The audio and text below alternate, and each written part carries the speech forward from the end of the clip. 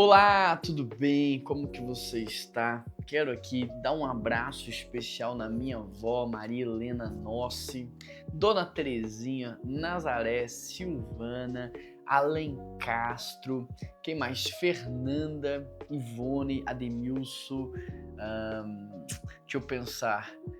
Tem também a Daiane e o Luiz, Priscila. Quero dar um abraço em todos vocês. A partir do momento que eu for lembrando os nomes aqui de gente que está participando sempre, eu vou ir citando nomes aqui. E se eu não citei o seu hoje, quem sabe nos próximos dias eu posso citar aqui o seu nome também. Estou muito feliz, gente. Graças a Deus tem sido uma experiência positiva e estou feliz de saber tantas coisas boas relacionadas a vocês. Se você ainda não me deu um testemunho, depois me manda lá no Instagram, ou deixa aqui nos comentários, ou manda no WhatsApp. Mas eu tenho escutado tanta coisa boa de como esse devocional no início do dia está transformando o dia da pessoa, a semana, as famílias, como tem sido bom. Lá em casa, por exemplo, a gente participa do devocional todo dia de manhã cedinho no café, a gente põe lá no YouTube, todo mundo escuta, comenta, conversa, faz perguntas, depois a gente faz pedidos de oração, ora.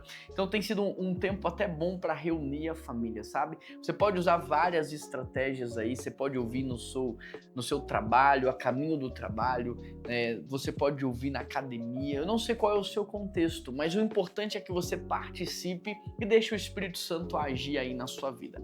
O texto de hoje é Atos 17, verso 16, e o tema é: o que não te incomoda é porque já te dominou. O que não te incomoda já te dominou. O texto é Atos 17, verso 16, e diz assim: enquanto esperavam por eles em Atenas, Paulo ficou profundamente indignado ao ver que a cidade estava cheia de ídolos.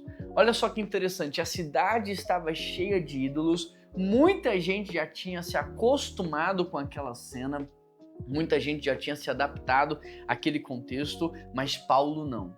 O texto diz que Paulo se indignou e tem a ver com o nosso tema. O que não te incomoda é porque já dominou o seu coração.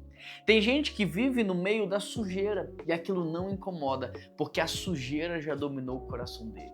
Tem gente que vive no meio da bagunça, isso não incomoda, porque a bagunça já dominou o coração dele. Tem gente que vive no meio de um mau cheiro e aquilo não incomoda. Entenda, eu não estou falando de luxo, não estou falando de riqueza, estou falando às vezes de higiene, de organização. O que não te incomoda é porque já te dominou. Tem gente que vive no meio da maledicência. Tem gente que faz parte de grupos de WhatsApp onde tem imoralidade sexual. Tem gente que faz parte de conversas de fofoca e aquilo não incomoda. Por quê? Porque o coração já foi dominado pelo pecado. O coração já foi dominado pelas mazelas dessa vida. O que não te incomoda é porque já te dominou. E hoje eu quero, orar para que Deus abra os teus olhos espirituais e você perceba que muitas vezes você está vivendo no meio da bagunça, da sujeira, da imoralidade sexual, da fofoca, da murmuração. Você precisa fazer alguma coisa. Mas tudo começa com uma indignação santa, um descontentamento santo, onde você começa a dizer: não está certo. Como cristão, fazer parte desse grupo de WhatsApp. Não tá certo como cristão fazer parte desse tipo de conversa. Não tá certo como cristão a minha casa ser tão bagunçada, tão desorganizada. Não está certo. Você precisa se indignar.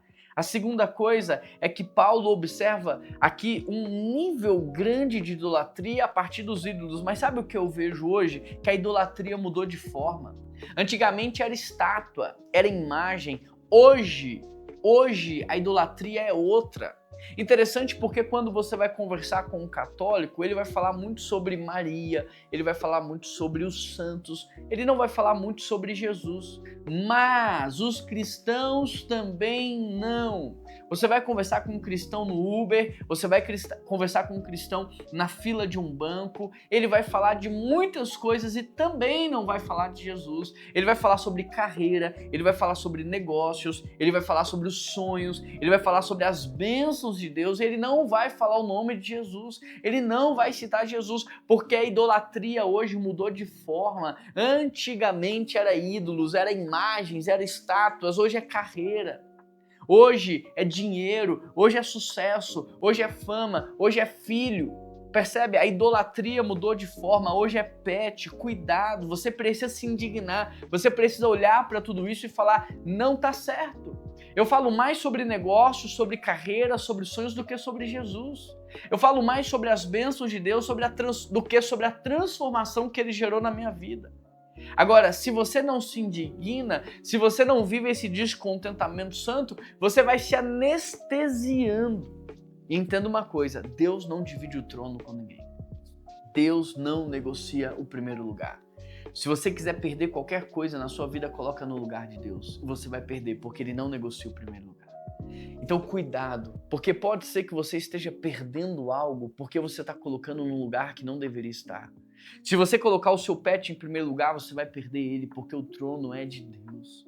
Se você colocar algum relacionamento no lugar de Deus, você vai perder ele, porque o primeiro lugar é de Deus. Se você colocar a sua carreira, se você colocar a sua estética, qualquer coisa no lugar de Deus, você vai perder, porque Deus não negocia o trono. E você precisa fazer alguma coisa hoje para reorientar a sua vida, reorganizar a sua vida, para colocar Deus no centro de tudo, como prioridade absoluta da sua vida. Você precisa hoje ter olhos abertos, coração quebrantado e uma disposição para mexer na sua vida. Entenda, Deus é o teu Pai e Ele te ama.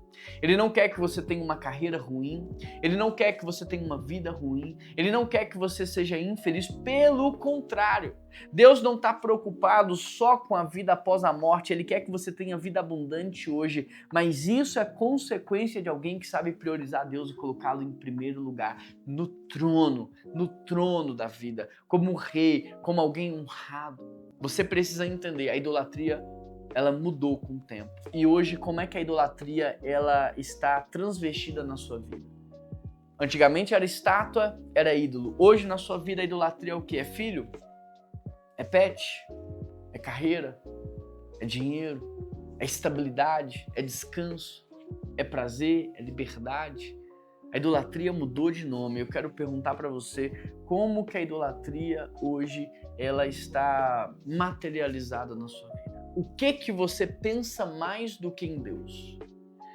Você trabalha mais para o que do que para Deus? Você investe mais tempo no que do que para Deus? Começa a observar e você vai ver que sim, tem coisas que você se dedica mais, tem coisas que você passa mais tempo pensando, tem coisas que você gasta mais a sua energia, tem coisas que você ama mais, mas hoje chegou o dia disso mudar. Chegou o dia de você colocar Deus em primeiro lugar na sua vida, como autoridade absoluta na sua vida. Eu quero te dar a oportunidade para, através de uma oração, renunciar todos os falsos deuses e ídolos que, se você não renunciar, vão destruir você, vão destruir sua casa, vão destruir o seu futuro. Mas que, se hoje você renunciar e colocar Deus no trono, todas essas coisas vão florescer naturalmente. Mas antes eu quero pedir a você que se inscreva nesse canal, que curta esse vídeo, que compartilhe com alguém que possa estar vivendo também um tipo de idolatria.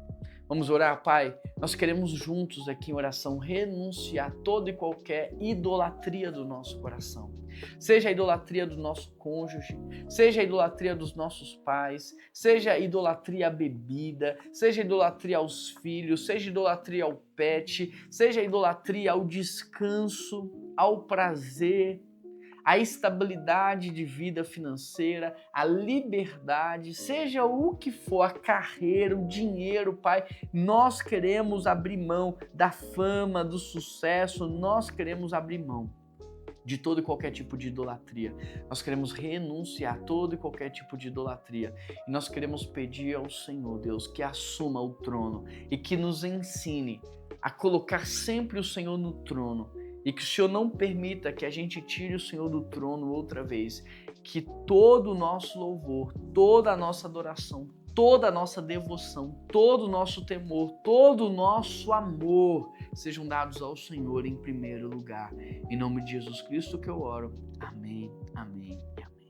Um grande abraço, que Deus te abençoe e até amanhã.